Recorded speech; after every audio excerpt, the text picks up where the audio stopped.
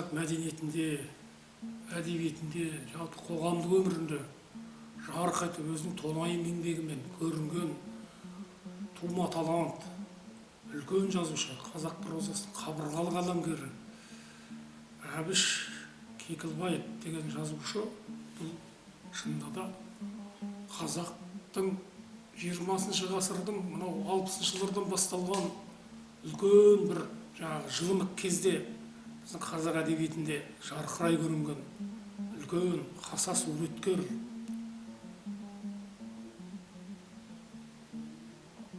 Қазақ әдебиетінің көркемдік өрісін кеңейткен сондай бір прозамыздағы даңғыл жол салған қаламгер ол әбіш.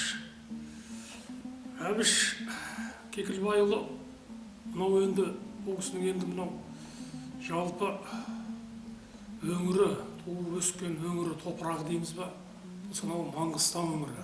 Енді 360 әулие дейміз, киеліде сондай құнарлы топырақ. Осы Маңғыстау өңіріне сонау бір қиын қыстау кезеңдерде 19 ғасырда ғой енді қазақтардың басын бұрып келген арғы атасы Қожаназар деген кісі. Осы Қожаназар әулетінен тараған қарымды қаламгердің арғы тегін Қожаназардан айтып отырғанымыз осы. Мынау енді 60 жылдардағы біздің қазақ прозасында керемет таланттар, мынау кәдімгі қазақтың көркем сөзін бұрынғы дағдылы социалистік реализмнің бір қасаң қағидаларынан арылтқандай болып, кәдімгі қазақтың ұлттық болмыс, мінез дейміз бе, көне тарихы дейсіздер ме, ішкі бір иірім болмысы, осылардың барлығын жарқырата келген үлкен бір топ талантты шоғырлатуымыз керек. Соның басында енді мен мынау майданнан оралған Тахауи Ақтановтар,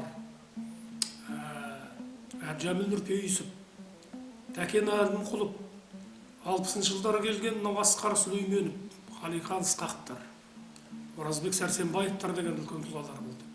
Міне солардың соңына мынау енді біз шартты түрде шестидесятниктер дейміз, жылымық кезең, оттепел дейді, Хрущевтің кезеңі. Міне осы кезеңдерде қазақ әдебиетінде де үлкен бір мәдениеттің, әдебиеттің бір еркін бұғаудан босағандай, мынау жаңағы жамырап желден босаған құлын тайдай дейміз ба, сол енді үлкен бір еркіндіктің бір ауасы самал жел соға бастағандай болды.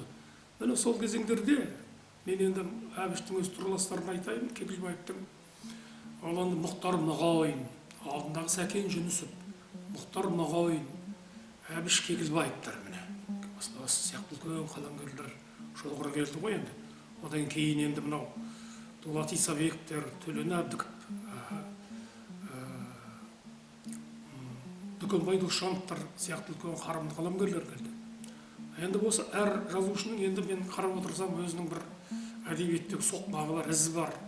Кейінгі аға буынның сол эпикалық дәстүрді ары қарай жалғастырған қаламгерлер де болды. Енді бір жағында мынау әлемдік әдебиеттің тынысын бағдарлап, сондағы бір көркемдік тыныстардың, ізденістердің соқпағына түскен ізденгіш қаламгерлерді атауымызға болады. Мынау енді қазақ адамының ішкі жан дүниесін беруде, оның бұлтарыс қалтарыстарын, мынау мөлдіреген қазақтың бір тіпті ұмытылып бара жатқан бір оралымдарды әкелген Тәкен Әлімқұловты айтуымызға болады. Оның керемет Ақбозаты, жылқы тақырыбы дейміз қазақтың. Әсіресе сол кезеңде көшпелілердің бір қаны, жаны, рухы осы жылқымен байланысты болса, сол жылқы тақырыбының көп мынау жаңағы қазақ болмысымен астасып жатқан тұстарын мынау Тәкен Әлімқұловтан көрдік. Одан кейін ағалардың эпикалық дәстүрі, ғабеңдер, мұхаңдар, Мұхтар Әуезов пен Ғабит Мүсірепов Сәбиттердің, Ғабидендердің ілгері қарай жалғастырған Сәкен Жүнісов болатын болса, мынау Алтайдың ерке табиғатын, өзіндік бір жаңағы ерекше болмысын, Алтай тақырыбына келген Қалихандар, көркем әдебиетте сондай бір лиризм дейміз ба, буниндік бір стильде әкелген қаламгер Қалихандар болатын болса, ал енді мынау әлем әдебиетінің көптеген бір кәдімгі сол кезеңдердегі бір жаңағы айтып отырған магиялық, мистикалық, не болмаса жаңағы сан ағымы, ой ағымы деген бір үлкен үрдістерді әкелген мынау бір жағынан жаңағы әбіш кекілбаевты айтуымызға болады. Содан кейін осы Мұхтар Мағауин, осы екі жазушы мынау жаңағы қазақ әдебиетінде тек бір дәстүрлі сүрлеу емес, бұл еуропалық, мына батыстық әдебиеттің, әлемдік әдебиет дейміз, енді соның үлкен жаңағы бір озық үрдістерін біздің әдебиетімізге әкелген қаламгерлер болды. Соның бірі тілімізге тиек етіп отырған осы Әбіш Кекілбайұлы. Әбіш, мынау енді Әбіштің енді оқыған жері сонау Маңғыстау ауданы, Оңды деген ауыл болу керек, мынау шалғай жатқан ауыл ғой.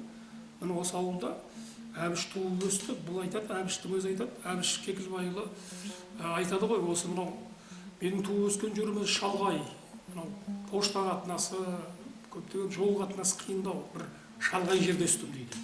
Бірақ сол қанша шалғай болғанмен таланттың аты талант, ол мынау республикамыздың астанасы Алматыдағы көптеген газет журналдарға сол оқушы кезінің өзінде жаңағы мақалалармен, шығармалармен көрініп тұрды.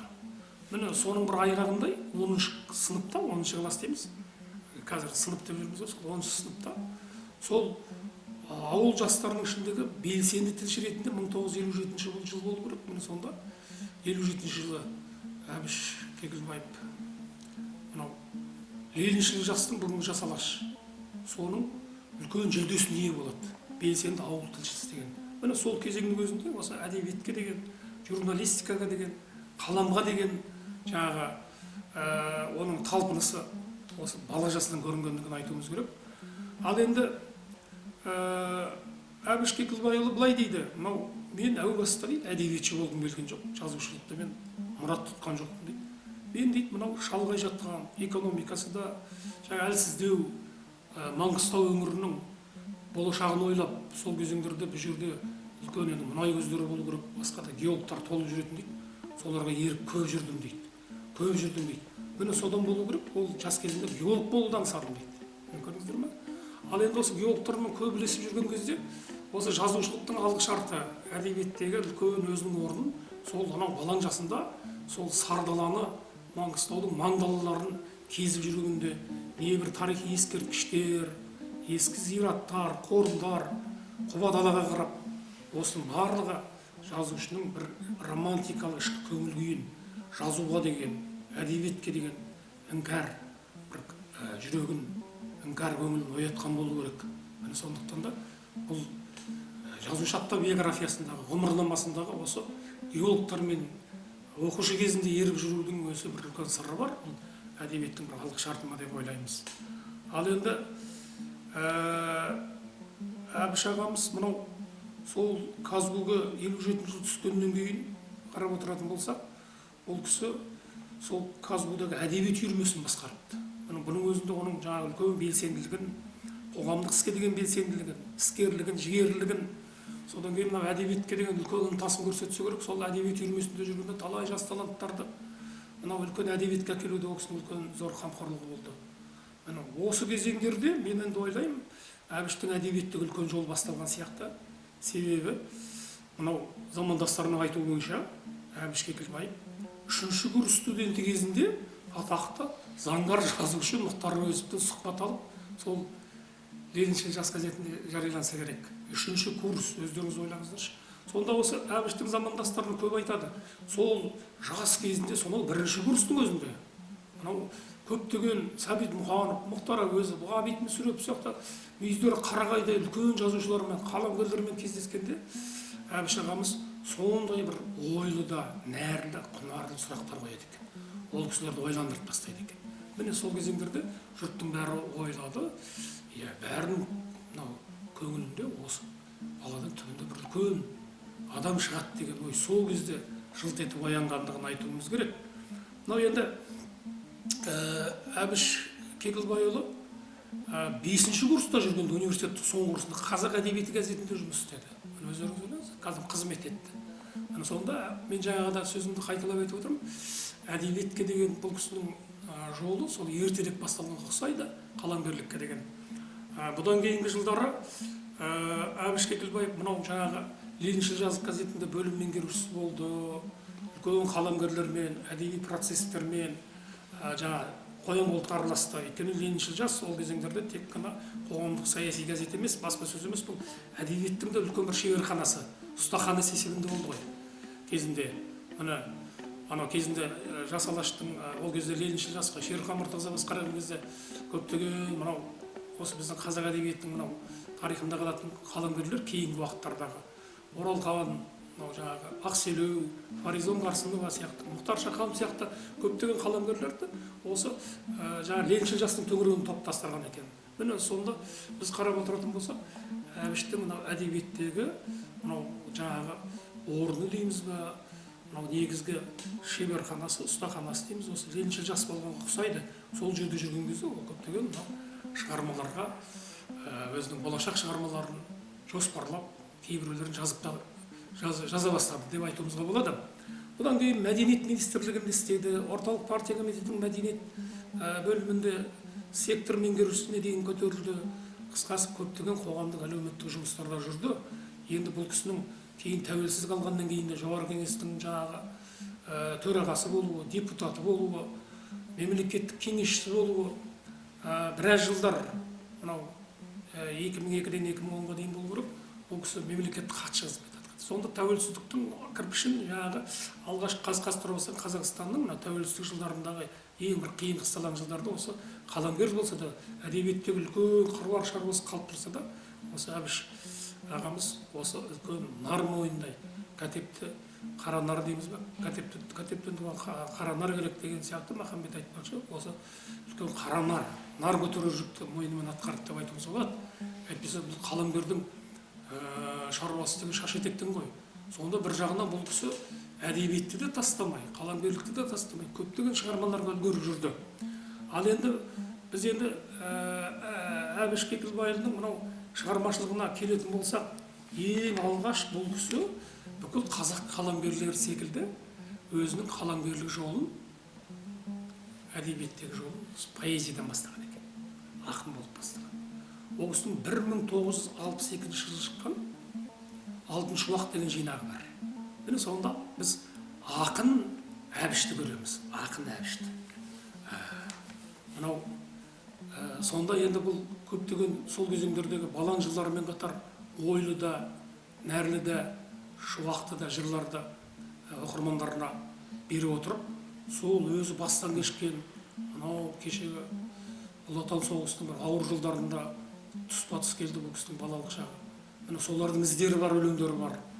Міне әсіресе сол жинақта болған мынау Әбіш аталарыңыздың қарындасым Нұрайша деген өлеңі бар екен. Өте әсерлі, қарапайым стильде жазылған. Сонда былай дейді: жылдар керіп Нұрайша, жылдар зулап ағады, жылдар ағыл зулайды, көз көргендер шын айтса көкесіне ұқсайды. Айнымаймын менен деп, мазалайды талайды, көкешімді көрем деп айнаға көп қарайды дейді. Сол кезеңде соғыста кеткен, әкесін көрмеген сәбидің жүрек лүпілін сондай нәзік жеткізіп отқан сондай үлкен жүректі ақынды байқаймыз. Бір шағын өлеңінде болса, енді бір өлеңінде бұл енді үлкен бір жыр әлемінен бастап бара жатқан кездегі бір өлеңі бар. Құштарлық жолы қаяздық, көңіл деген жерігіш, балдың дәмі баянсыз, ауызға түссе ерігіш. Бөбегім жүрім уасаған, тіледім өзге сәтті жол, аш жүріп келіп асаған қара нандай тәтті бол дейді. Міне, сонда осындай бір ойлы да сезімге тиетін өлеңдермен Әбіш Кекілбайұлы сонау өзінің әдебиеттегі алғашқы жолын осы ақындықтан бастаған. Соны енді көптеген біздің кейінгі тұстастары, мынау Темірхан Медетбеков сияқты қазір бүгінде үлкен қабырғалы қаламгер, халық жазушысы болып отқан Темірхан ағамыздың бір сөзінде, сол ақын ретінде қабылдап жүрген ағамыздан дейді, содан үлгі алып жүрген кезде бір кезеңде дейді, ол кісі күтпеген бір бет дұрыс жасап, мынау неге бет бұрып кетті дейді. Прозаға. Сонда біз айран асыр болып қалдық дейді. Міне енді Әбіш аталарымыздың прозадағы жолы осылай басталып кеткен көрінеді. Яғни ол кісінің бір шөкім бұлт деген 1965 жылы шыққан алғашқы прозадағы алғашқы қадамы. Ал енді біз тағы бір айтпай кетіп бара жатқан нәрсе, бұл кісінің мынау сол кезеңдерде университетте Казгуде әдебиет үйірмесін басқарды дедік, мәдениет министрлігінде істеді. Ал енді сол қазақ әдебиетінде қызмет етіп жүрген кездерде мынау Әбіш Кекілбаев ең алғаш сол ақындықтан кейін сыншылықпен көрінген адам, әдебиет сыны. Мысалы сол кезеңдердегі Тәкен Әлімқұлов, Асқар Сүлейменов, Қалихан Ысқақов, Оразбек Сәрсенбаев сияқты қаламгерлер кейін прозаны үлкен қабырғалы жазушыларына айналған, қабырғалы қаламгерлерге айналған осы сөз өнерінің өкілдері сол 60 жылдары мынау әдеби сынға көп араласыпты. Соның бір себебі бар ғой, бізде мынау қасаң 30-40 жылдардағы біздің мынау пролет күншілдердің заманында, одан қала берді мынау партиялық тапшылдық кезеңдердегі әдеби сын енді мынау әлемдік мәдени үрдістердегі эстетикалық биік өредегі әдеби сынға ауыса бастағандығын байқаймыз. Солардың алғашқы қарлығаш іспеттесі Тәкен Әлімқұлов, Асқар Сүлейменов, Қалихан Ысқақов, Оразбек Сәрсенбаев, соның бірі осы Әбіш. Әбіш Кекілбаевтың сол кезеңдерде жазған Дәстүр мен дәуір, Гамлеттің монологы, өлі жандарды Пушкин неге жазбаған? Өлең көкжиегі деген осындай бір мақалалар бар екен. Ал енді мынау Дәстүр мен дәуір деген мақаласында бұл кісі әдеби процестегі дәстүрдің орнын, дәстүр мен жаңашылдықтың жаңа дәуірмен жалғастығын, соның бір үлкен эстетикалық бір категориялар тұрғысында бағамдайды. Әлем әдебиетімен үндесетін Гамлеттің көз жасы, өлі жандарды Пушкин неге жазбаған? Содан кейін мынау өлең көкжиегі деген өлең сын мақаласы бар екен. Осы үлкен резонанс тудырған осы өлең көкжиегі деген сын мақала. Осы мақалада кейін қазақ поэзиясының көгінде қанат қаққан керемет ірі Төлеген Айбергенов, Мұқағали Мақатаев, Жұмекен Нәжімеденов, Қадыр Мырзалиев, Тұманбай Молдағалиевтердің поэзиясына үлкен шолу жасап, толғамды ойлар айтқан. Міне сондықтан да Әбіш Кекілбайдың әдебиеттегі жолын саралаған кезде осы сын мақалаларын біз әсте ұмытпауымыз керек. Сонда біздің енді айтпақ болып жатқанымыз, бұл Әбіш Кекілбаевтың таланты тек проза емес, ақындықтан басталған әдеби сыншылдықпен, зерделі зерттеушілікпен осы ұштасып астасып отырғандығын айта кетуіміз керек қой. Енді бұл кісінің бір шөкім бұлт деген алғашқы жинағы шықты дедік. 1964 жылы Жұлдыз журналында мен көптеген сол кезеңдегі оқырмандарын елең еткен, әдеби сында да үлкен өзінің оң бағасын алған дейміз бе. Мынау Ажар деген триптихті өздеріңіз білесіздер, 3 шығармадан тұрған. Сол Ажар деген шығармасында мен енді тоқталып кетсем, ең алғашқы шығармасы Көз жасы деген әңгімесі бар. Басты кейіпкері 3 триптихтің Ажар деген Ұлы Отан соғысында майданда мынау опат болған Жанқожа деген жолдасы, күйеуі. Сол жесір әйел ғой. Сол жалғыз баласы Нұртайды бағып өсіреді. Бірақ енді әңгіменің сюжетінде былай ғой. Бір күні Нұртай баладан жылап келді дейді.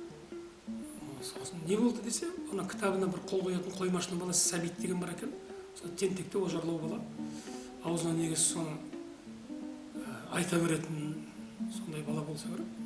Жаңағы кейіпкері. Сол айтады, сен фамилияңды айтшы, сол кезде ол жаңағы Жанқожа. Жанқожа, сен Жанқожаның баласы емессің. Сен кім? Сен Жанқожа опат болғаннан кейін туғансың дейді. Сонда сәби бала осыны алғашқы рет естіп жүрегіне мұз қатып, сол Ажарға да өкпелеп келіп шешесіне. Содан кейін мектепке келіп, жаңағы мектеп мұғалімі дейді. Сондай бір сыпайы, иманды мұғалім болса керек. Келді басына сыйып, енді мынау жаңа кітап беріп отыр ғой, дәптерге жазайды, жазу керек кітапқа. Атың кім? Нұртай. Әкең аты кім дейді. Енді көкеңнің фамилиясын айтады, фамилиясын сұрайды. Енді көкеңнің тегін сұрайды ғой фамилиясын. Атын айта салшы дегенде бала тықып кетті дейді. Сол әңгіменің финалында жаңағы халық қойған партаның үстіндегі дәптерге екі тамшы көз жасы қапты баланың. Міне, сонда мен енді жаңа айтып кеткен қарындасым Нұрайша деген өлең болатын болса, одан кейін осы алғашқы мөлтек әңгімесі енді ажар көз жас деген бір шағын ғана әңгімемен сол бүкіл соғыстың қасіретін терең психологиялық сәттермен жеткізіп отқан, тіпті алғашқы шығармалардың өзінде осындай бір үлкен бір болашақтағы қарымды үлкен қаламгердің тынысын аңғартатын осы шағын шығармаларында атап кетуіміз керек. Ал енді мынау Әбіш Кекілбайұлының прозалық шығармаларына келетін болсақ, 60-шы жылдардың соңында бұл кісінің негізгі тақырыбы не болды дейік. Бұл дала балладалары деген атпен шыққан үлкен прозалық еңбектер. Бұл сол кезеңдердегі біз кешегі патшалық Ресейдің кейінгі мынау Совет империясының бұдауында болғаннан кейін біздің тарихымыз, дәстүріміз жоқ сияқты шет қақпай көріп келген бір сондай көңілімізге, санамызға сол кездегі қаламгерлер біздің де тарихымыз бар, біздің де өткеніміз бар, дәстүріміз бар деген сияқты сондай сыңаймен бір іштей жатқан қыжыр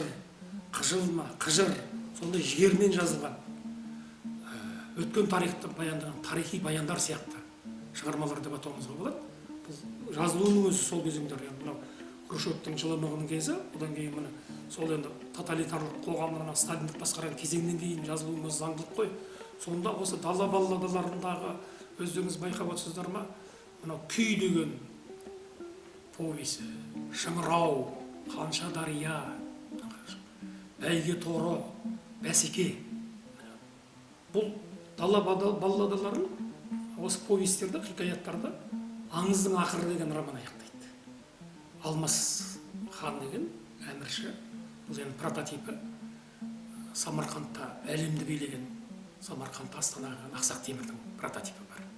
Міне сол күй деген шығармасына тоқталатын болсақ, бұл күйде үлкен бір жаңағы Маңғыстаудағы қазақтың адай жұртымен, адай тайпасы дейміз бен, адай ел. Міне сол енді көршілес жатқан түркі тілдес халық қой, түркімендердің арасындағы үлкен бір сол ғасырларға кеткен барымта, қарымта дейміз бе, жер дауы, жесір дауы деген сияқты осындай бітпейтін бір алаң, алма кезек шабыс, оның артындағы трагедия. Міне осының бәрі күйші деген, күйші емес, күй деген поэмада жақсы көрінген. Оның енді басты кейіпкерін жазушы Абыл деген күйшіге арнаған дейді. Міне сондағы басты кейіпкерлер мынау түркіменнің бір өжет, сол елдің бір иесі болып отырған Жүнейіт деген бар. Оның інісі Көкбөрі деген бар. Одан бері қазақтың да атайдың ішінде одан бір деген емес, сондай Көкбөрі атанып жүрген мынау басты кейіпкеріміз кім ғой анау? Дауғара. Сол өрек бүгін Жүнейіт екі елдің арасында осындай алыс-беріс, жаугершілік бір тынбайды ғой.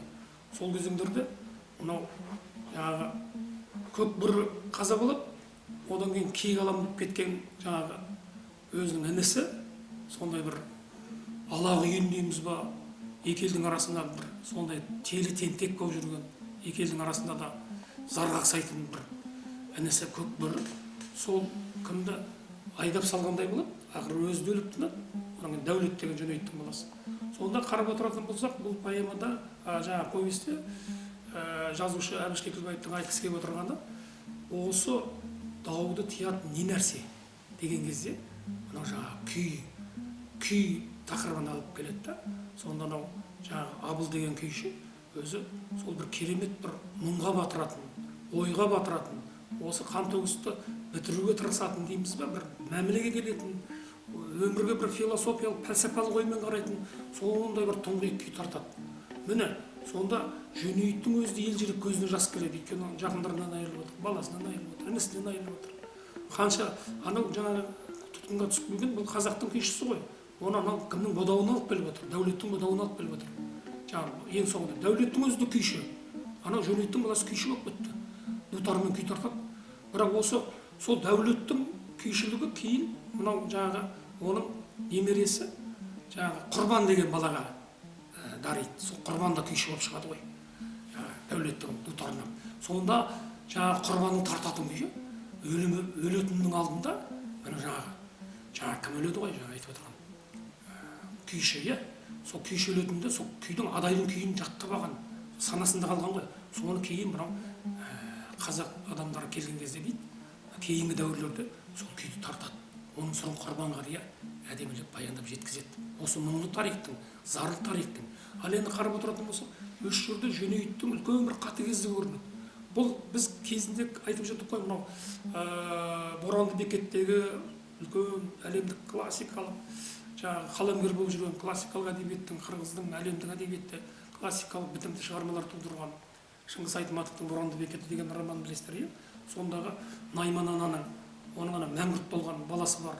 Міне осы мотив, осы сюжет дейміз бе, осы мотив, мынау жаңа айтып отырған ситуация, осы мынау жаңағы жуан-жуандардың жауларына істейтін әрекеті, бұл әдебиетте ең алғаш Әбіштің, Кекілбаевтың осы күйші күй поэмасы, күй повесінде, хикаятында алғаш әлемге танылған деп айтуымыз болады. Себебі түркмендер жаңа айтып отырған Жөнейт не істейді?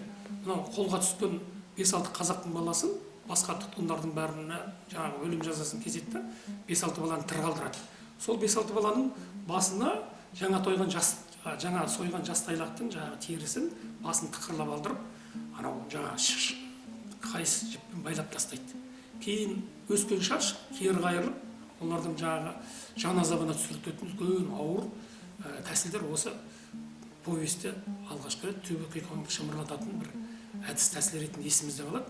Сосын мына мәңгүрттік деген осы повесте ең алғаш айтылады. Жаңағылар тілден, ойлаудан қалып, құл болып, мынау отын шөбін шауып, жаңағы сол ауылда жүреді екен. Қайдан келген, қайдан баратын, жаңағы еске түсіре алмайды. Міне сонда осы мәңгүрттік ауруының мәңгүрттік сияқты біз мынау жаңағы мәңгүртизм деп жүрміз ғой енді қазір. Мәңгүрттіктің алғашқы әдеби шығармадағы көрініс табу біз Әбіштің күй повесінен байқаймыз, көреміз. Ал енді кейінірек әрине бұл Шыңғыс Айтматовтың шығармасында әлемдік жаңағы үлкен бір құбылыс болды ғой, мәңгүртизм деген. Енді міне бұның барлығы өткен тарих, жаңа айтып отырған. Бұдан кейін Әбіш Кекілбаевтың Шыңырау деген атақты повесі бар. Бұл өте философиялық, пәлсапалық шығарма. Мектеп бағдарламасында енді осындағы басты кейіпкер еңсеп қазған дейді, кейін еңсеп өлген деді. Бұл бәсекенің арты еңсепті өзінің мынау Қалпақ деген бір көрші ауылдың байына жалданып, бұдан да асып кетті деп жүріп, керемет былай жырғылатын, сол Қалпақтан асам деп жүріп, өзін опат қылады. Жаңағы кім? Еңсеп. Сонда еңсептің құдығы, сонда ар жағына теңізбен жалғасып кеткен ғой. Бұл бұрын соңды болмаған сондай бір Шыңырау, повестің аты Шыңырау болып тұр, құдық қазған ғой. Енді бұл Шыңырау тек қана құдықтың аты емес, бұл метафора. Білесіздер ме? Метафора. Бұл адам жанының сондай Шыңырау, бәсеке, адамды мынау пәни дүниедегі осы мынау болдым, толдым, адамның менсінбеушілік, тәкаппарлық, өрлік, міне осының барлығының несі өмірдің мәнді мағынасын түсінбей жүрген күйкі пенделердің тағдыры екен. Автордың айтқысы келген көп осындай үлкен бір философиялық астары бар шығарма деп айтуымызға болады Шыңырауды. Ал енді менің бір тағы бір тілге тиек ететін повесім ол Бәйгеторы. Ол қазақтың бәйге аттары. Бұның енді жаңағы қазақ әдебиетінде Тәкен Әлімқұловтың Ақбоз атында да бұл керемет Көкбар деген әңгімелерінде көрініс тапты дедік қой. Мынау осы Бәйгеторда сол қазақ арғымағының керемет тірлігі, оның кейінгі аянышты тағдыры. Кейін Шыңғыс Айтматовтың Қош бол Гүлсары деген шығармасында біз білеміз ғой. Осы жылқы тақырыбындағы шығармалардың ішіндегі біздің осы Әбіштің ең алғаш сол 60 жылдар жарқын осы шығармасын атауымыз керек. Жаңағы Бәйгеторы. Бәсеке деген шығарма бар. Бұл қазақ болмысын, қазақ мінезін, оның ішкі психологиялық иірімін үлкен бір этнографиялық дәлдікпен, этнографиялық бір сондай бір кірпияздықпен дейміз ба, сол ашық көрсеткен шығарма бәсеке. Бәсекеде басты кейіпкер Бошан деген бай ғой. Соның мынау Ажар деген қызы болады, бой жетіп қалған бір ұлы бар екен. Құйрығы жалы дейміз ба, қазір мынау өте жаңағы сондай өспеген, жаңағы екі перзенттен кейін жаңағы бәйбішесі Маржан жаңағы сондай бір түсік тастап, содан осындай бір перзент көре алмай қалған ғой. Жал құйрығы күзелген сияқты болады. Жаңағы Бошанның жаңағы жан жағындағы әсіресе Можан деген анау көрші байының бәсекелес құрдасы бар. Міне сонда оның Ажардың жасы келген сайын құда түсушілер көбейіп кетеді. Ол әлі 16-ға келіп қалған қыз екен, шығарма бойынша. Сонда Бошан бұны әлі де жүре тұрса да екен, перзенттік әкелік көңіл қимайды. Сонда оған құда түспеген адамдар жаңағы ойда қырда керемет жаңағы оның ең басты жаңағы өзінің жаңағы көре алмайтын құрдасы Бошан деген бай. Оған бермей жібереді. Одан кейін аузы дуалы, сыпайы, байлығы да, сондай дәулеті де керемет, балаларына орыс оқуын оқып жатқан, төрелердің оқуын оқып жатқан Байсал деген бай келеді, оған да бермейді. Сосын мынау бір ұрдажық Даржан деген келеді. Берсең де бер, бермесең, оның да бетін қайтарады. Сонымен қысқасы, қыздың жасы аса береді, 2-3 жыл өтеді. Ақыры енді қазақта өздеріңіз білесіздер, қыз құтты орнына қону керек, ұлды ұяға қызды қияға қондыру керек. Отырған қыз орнын табар дейді. Бұл қызды енді қалайда қыз сауда мұраты біту, қыз мұраты кету деген бар қазақта. Оны олай бұлғақтатып ұстап қойылмайды оң жақта. Содан ақыры сол Бошан бір үлкен шешімге келеді. Осы төңіректегі мен деген бір мықты жігіттер өздерінің өнерімен, әншілігімен, бәйгі аттарымен, палуандығымен көзге түссе, сол кісіге қызым жаңағы мына кім болса ол болсын мейлі, оның дәулетіне де қарамайды, атақ даңқына қарамайды. Егер мына осы шарттардан өтсе, соған берем дейді. Сол кезде қасында үлкен бір төңіректің ғазіреті болады, сол Құран кітабын ұстатып жаңағы ант береді. Байға да, басқаларға да, қазыларға да. Міне әңгіменің жаңағы сюжетінде осындай үлкен бір сол заманның сырынан хабар беретін тұстары бар. Сонда ақыры түптің түбінде мен деген жігіттер, анау жаңағы керемет. Бұл жерде бір әнші емес жігіт жоқ сияқты. Этнографиялық бір керемет, қазақтың мынау керемет салқар әндерін бірінен соң бір шырқағанда қазылар кімге берерін білмей қалады. Анау бәйге атында енді бір атақты Байсал байдың ұлы бір түркімен жақтан, Хорезм жақтан келген бір ақ бозат бар екен. Соны орта жолда анау қаскөйлер шабуыл жасап мерт қылады да. Ең соңында қызығы, бұл енді бәсеке деген әңгіменің этнографиясы өте тамаша. Таңдаған тазға жолығады деген бір қазақтың сөзі бар екен. Бір идеал құлы ақиөз 40-қа келгенше үйленбей жүрген, қыз тимей жүрген Есен деген таз жігіт. Әкесінің дәулеті бар. Сол Есен деген мынау домбырадан бас тартады. Бұл жын сайтандардың ісі деп ол анау жаңағы Құран ұстап отқан қазылардан, басқалардан мен бұл шартқа көнбеймін, қалғанынан өтем дейді. Содан қысқасы бұл палуандықтың ішінде де болады Есен, күш бар екен. Анау жаңағы сөйтсе бәйгенің алдында жаңағы бәйге бала келе жатыр, Есеннің жаманы буырға келе жатыр дейді. Есен ыржың-ыржың етеді дейді. Қойнында Құран кітап. Енді шығарма осымен бітеді, түсінікті ғой. Сонда бұл қазақ тұрмысы осындай бір керемет бәсеке деген атынан да тұр ғой. Осы кейде осы бәсекенің артында үлкен бір трагизм бар. Үлпілдеп отырған қызын. Сонда жаңа бір қазақтың да сөзі бар, таңдаған таза жолдықтар. Бұл енді мәселе онда емес. Сол бұл шығармада да біз қазақтың өткен дәуірін, өткен бір тарихындағы осындай сырларды бағамдағандай боламыз. Ендігі бір шығармасы мынау кімнің? Әбіш Кекілбаевтың мен бір айта кететін бір шығарма. Керемет повесть, хикаят дейміз. Шеткүй. Шеткүйде авторлық баяндау болғанмен бұл жерде өте психологиялық бір сондай нәзік мәселелер бар. Ер мен әйелдің қатынасы дейсіз бе, басқа істейсіздер ме? Осы жерлерде бір жазушының тілі өте бір көркемдік биікке жеткен. Оның басты кейіпкері Зухра деген Зухра кейіпкеріміздің басты. Бұл Қара Махмұт деген кісінің қызы. Қара Махмұт деген мынау Алматының төңірегінде, сол енді әңгіменің жаңағы повестің сыңайынан байқап отырмыз. Сол Алматы төңірегіндегі бір әдемі шеткі қарағайдан қиылған үй бар екен. Сол жерде оқиға өрістейді.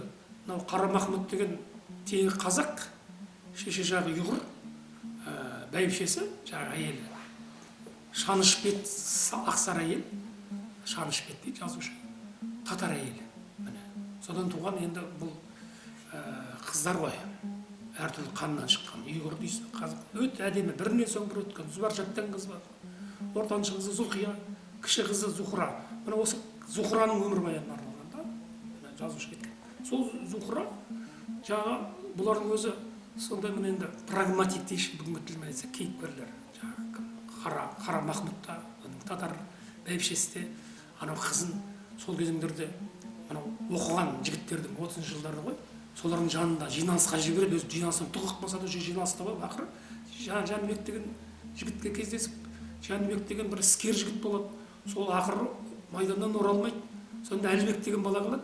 Сол Әлібекті жаңағы шешесінің нұсқауымен Ресейдің бір алыс қаласындағы әскери оқуға жібереді.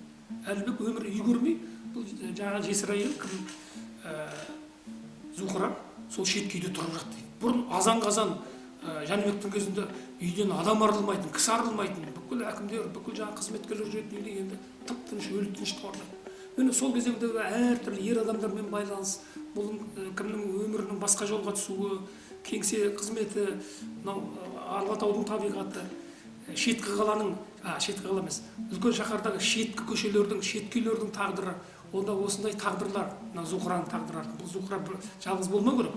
Сонда жазушының осы сол кезеңдегі тағдырларды, әсіресе солқылдап тұрған қыз кезіндегі Зухра, бойжеткен, екінің бірін үңіліп қарайтын, автобуста, троллейбуста келе жатыр ма, кеңседе ме, бәрі басын мүләйіп қарайтын ер адамдардың психологиясы.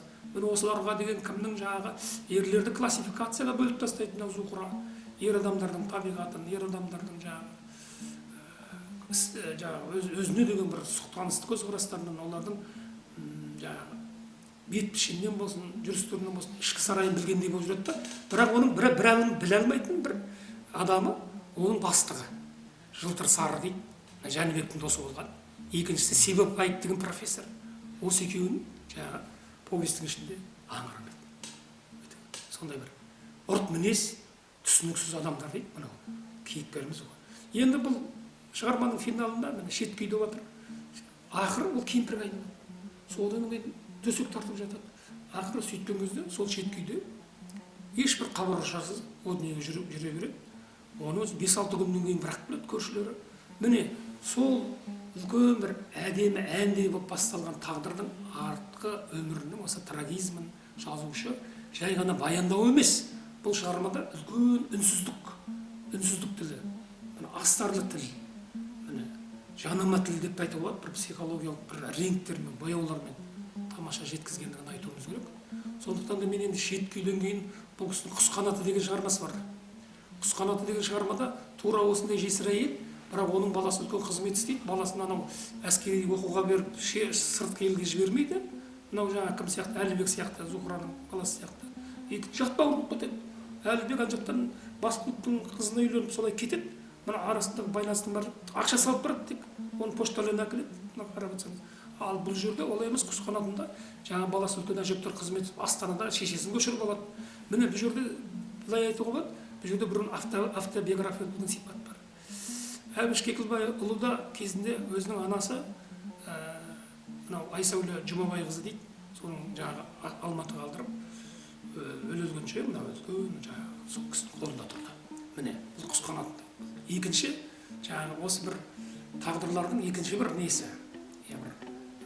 сондай бір жағымды бір сипаты бар. Сонда анау жалғыз ұлының арқасында ол ана үлкен бақытқа жетеді. Ал мына шеткі үйде керісінше үлкен трагизм. Көресіздер ме? Сонда осы жалғасып жатқан шығарма деп айтуымыз болады ғой. Енді бір шоқ жейде деген шығармасында бұнда да кешегі ұлы отан соғысы Тілеуқария мен Зейнеп әжей дейді. Соның Жаңыл деген сіңлісі бұларға бір бала қалдырып кетеді. Өтеу әулетін жалғастырады. Бірақ дегенмен де тағы да осы ұрпақ жалғаспай қалғандай болады. Баласы өсе келе басқа бір жерлерге кетеді. Тілеу мен Зейнеп сол бір шоқ шиде өскен ауылдың жанында өтеу әулетінің жаңағы мүрде несінің қабір дейміз ба, жатқан жерлері дейміз ба, сол жерді қимай сол жерде қалады. Міне бір шоқ жейде.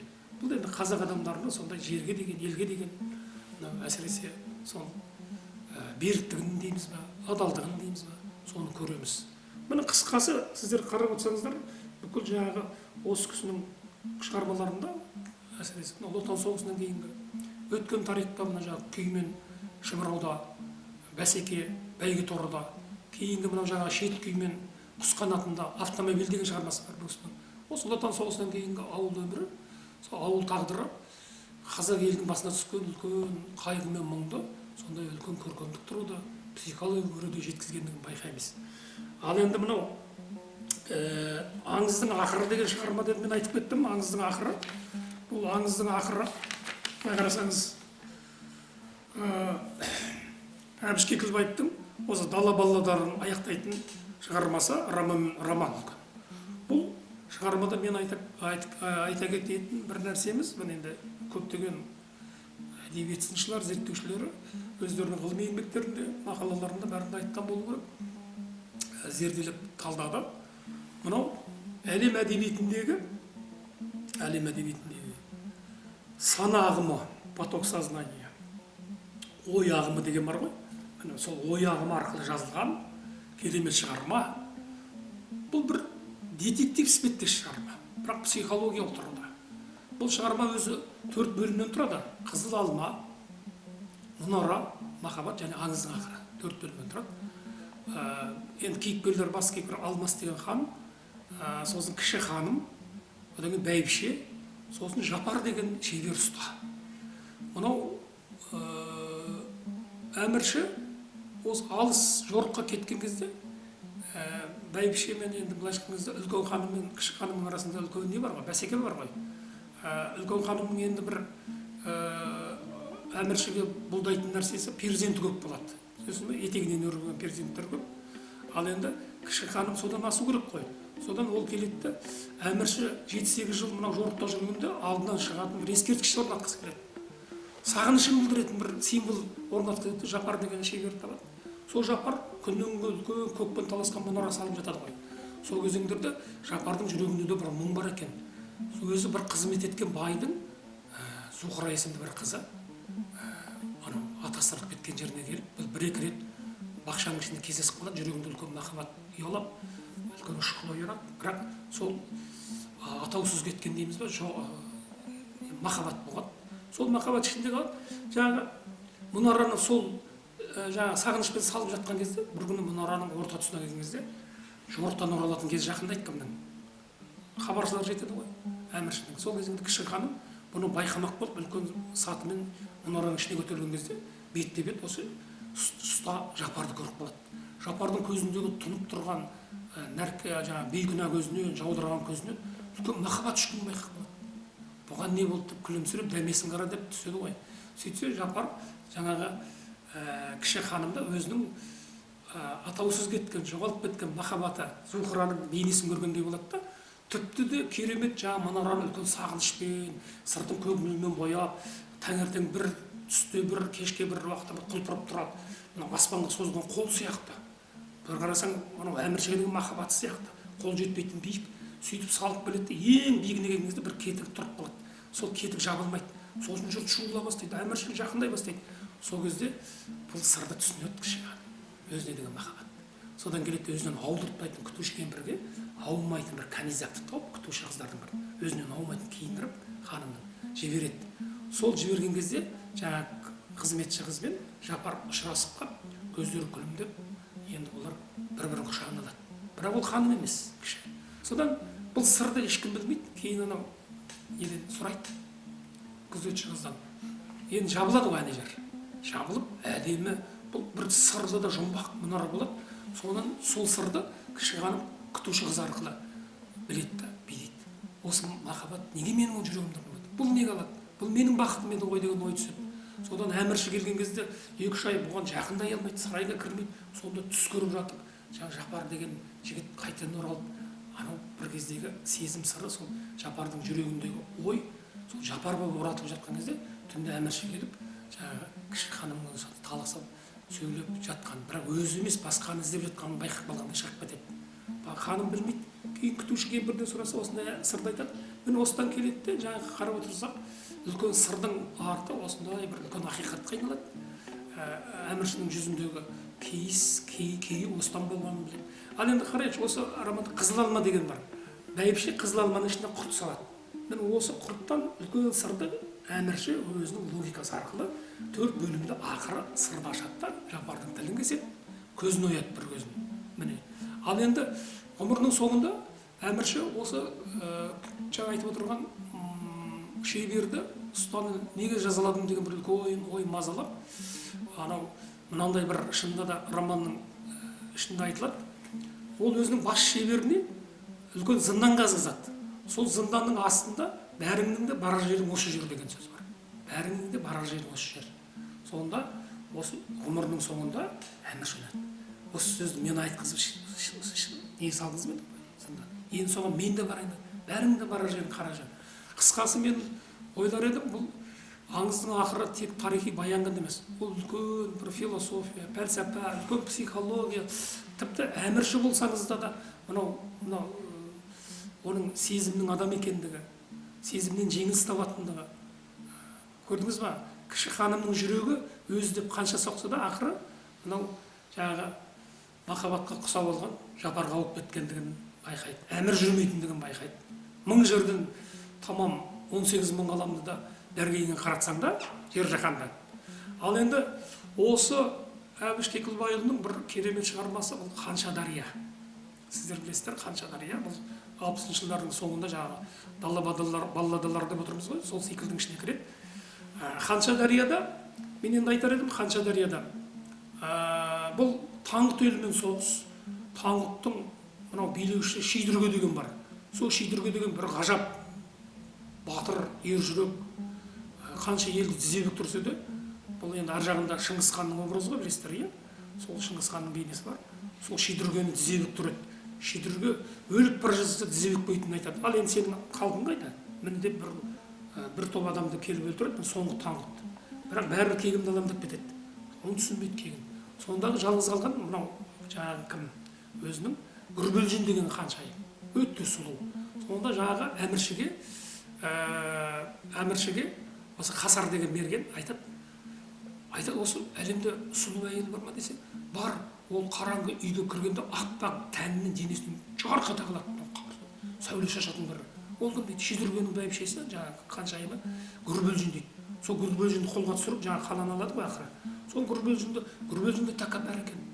Жаңағы сол Гүрбелжінмен екеуіне бір жеке шатыр жаңағы тіктіріп, ақыры Гүрбелжін сол түнгі төсегісінде өзінің кегін алғандай болады. Әмірші ыңырса батып тұрса, екі сығанның қанын жуып кеткен екен. Содан жаңағы Гүрбелжін жоғалады, желең көйлегін шыңыраудың басына тастайды, үлкен суға. Содан бұл жер не деп кеткен, мынау жаңағы Қарамұрын дейді моңғолдар. Жаңағы Қанша дария дейді, немесе Қатсагөтін дейді, Қатсынгол, Қалкенгол деп жүрміз, Қатсынгол. Сол мынау Қанша дария. Сол үлкен бір, бұл баян ба, бұл болды ма деген бір эпиграфы бар жазушының. Сонда бір Қанша дария деген осы тылсым ат, ол ескіліктің бір тарихын баяндайтын шығар ретінде жазушының үлкен прозадағы биік жаңағы өресін айғақтайтын туынды деп айтуымызға болады. Енді Әбіш Кекілбаевтың бас шығармасы. Бұл Елең алаң мен Үркер деген дилогиясы, тарихи. Сол 70-ші жылдар өздеріңіз білесіздер. Ілияс Есенберлин аталарымыз мынау Көшпенділер деген трилогия, Алтын Орда деген шығармалар жазды ғой. Кейінірек Софы Сматаев мынау Елмай деген трилогия жазды. Мұхтар Мағауин Аласапыран деген дилогия жазды. Соның бір осы Әбіш Кекілбаевтың Елең алаң мен Үркер. 1981 жылы Елең алаң жазылды, Үркер жазылды, 1984-те Елең алаң жазылды. 1986-та мемлекеттік сыйлықтың иегері болды, мемлекеттік сыйлық алды. Сол кезде оқырмандар тарапынан үлкен бір жаңағы бағасын алған шығарма. Бұның басты кейіпкері енді Әбілқайыр. Әбілқайыр туралы жазушы айтады, бұл енді үлкен трагедиялық тұлға дейді өзі. себебі бұл Әбілқайыр туралы қазір де жазылып жүр ғой, енді әртүрлі алып-қашпа әңгімелер көп қой, тарихи болмыс туралы. Ресейге бодандыққа 1781 хан Ивановға жаңағы ант берген қазақ хандарының бірі ғой. Бірақ енді біз бір нәрсені аңғармаймыз. Бұл енді қайшылығы мол тұлға деген кезде Әбілқайырдың қазақ халқына, қазақ еліне, алаш жұртына үлкен еңбегі сіңген, тарихи үлкен миссия орындаған. Кеше Аңырақай шайқасында бас сардар кім? Әбілқайыр. Әбілқайырдың қарамағында кім? Қаракерей, Қабанбай, Қанжығал, Бөгенбай, Алатұлы, Олжабай, Шапаршы, Наурызбайлар жүрді ғой. Міне қарашы, сонда Абылайға дейін бас сардар болу, үлкен әскери, жаңағы алағайда бұлағай болып, неменде де екіұдай болып тұрған кезде қазақтың тарихы туталақай болып, жаңағы құрдымға кетейін деп тұрған кезде үлкен жеңісті жасаған кім еді? Ол Әбілқайырдың қолбасшылығы еді ғой. Міне, кейін енді үлкен орданың тағынан дәмегөй болып жүргенде ол арман орындалмай, кіші орданы бөліп алып, сол кейінірек Ресей бодандығына қол қойды деп жүреміз, ант берді деп. Осы Әбілқайырдың енді қарап отыратын болсақ, ойлаған мақсат не? Мынау бодандық дегенді біз қазіргі түсінікпен түсініп жүрміз. Подданство, ол ал мысалы әскери одақ. Әбілқайыр ойлады, әскери одақ болып, мынау кеше жоңғар сияқты мынау дүрбін ойрат дейді, ойрат жұртынан мүлде солардың езгісінен құтылу. Мына жақтан еділ қалмақтар, мына жақтан мынау Алтайдан жаңағы дүрбін ойраттар, қалмақтар, қара қалмақ, кіші қара қалмақ, үлкен қара қалмақ. Осылардан таза енді бейбіт бір шаруашылықты түзеп, ел болу қамын ойлағандық мақсаты. Бұл жерде жаңағы Әбілқайыр емес қой, қазақтың жолбарыс хан да Төле би болған мынау Ташкенттегі. Мына жақта Абылайлар, осылардың барлығы да сол орынборда сол осы мәселені ойлай бастаған. Соның алғашқысы кім? Әбілқайыр еді. Міне сондықтан да бұл туралы кейбір кереғар пікірлер, теріс пікірлер осылай өріс алды. Бірақ жазушы оған қарамады, кезінде мына осындай үлкен көркем бейнесін жасады Әбілқайырдың. Үлкен тарихи миссия атқарған тұлға екендігін айтты. Енді бұл романның тілі өте керемет. Мысалы, Мәтібейдің мынандай сөзі бар. Осы романдағы үлкен кейіпкерлердің бірі Мәтібей, кіші жүзді. Бедел дегеннің есігінің алдында көлденең түсіп жатып алатын күдері желке көк төбет сияқты. Күдері желке көк төбет сияқты дейді. Яғни бұндағы образ күдері желке көк төбет. Онда есігінің алдында көлденең түсіп жатып алған деген белгісі бар. Мынау теңеудің мақсаты пәні бедел. Міне осындай бір шұрайлы сөздер бар. Ал енді мынау Әбілқайырдың бір ойы керемет, мынандай бір сөздер арқылы беріледі. Орайын тапса дейді, орыстар мен қазақтар арасындағы мүдделер мынау саулап тұрған сиыр ғой.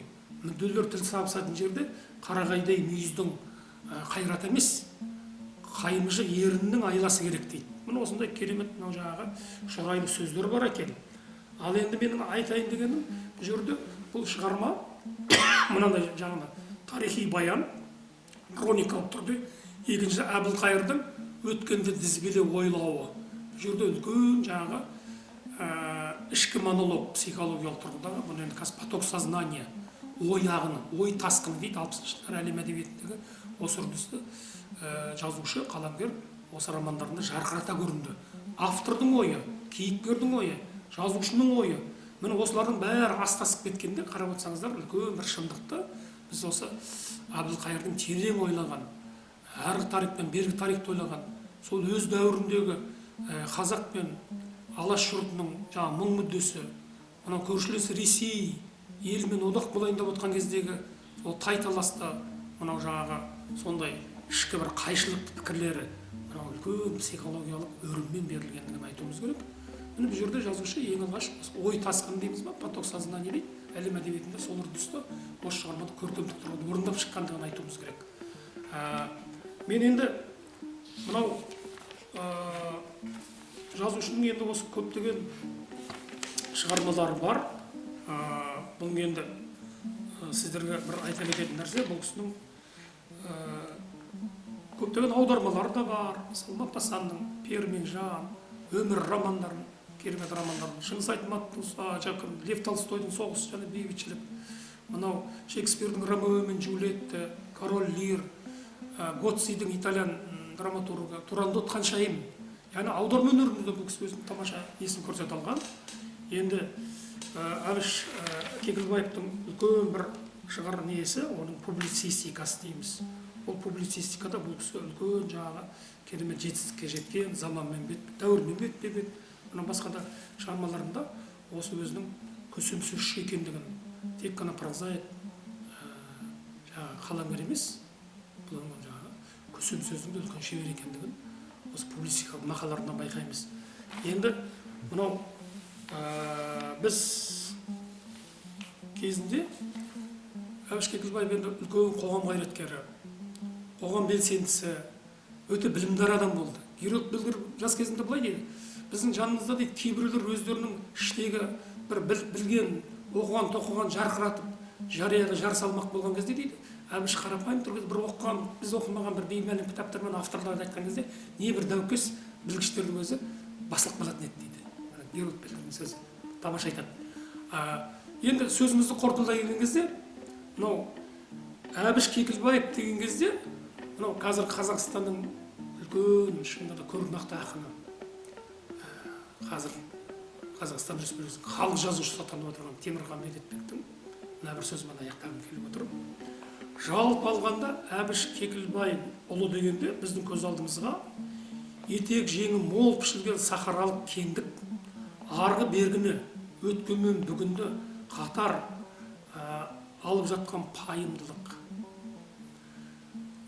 ең түпсіз шыңырау шүметтен сөйлеп тұрған тереңдік, күрделі өмірдің күрмеулі тұстарына көргендікпен қарай алатын пайымдылық, даланың дархан кеңдігі, ірі философиялық бітім, әлемдік деңгейдегі білімпаз білгірлік, тарихи сарабдал саналылық пен құлашты ойлылық, келісті кісілік пен көрнекті қайраткерлік келіп тұра қалғандай болады. Міне, бұл сөзге біздің де алып қосарымыз жоқ. Рахмет.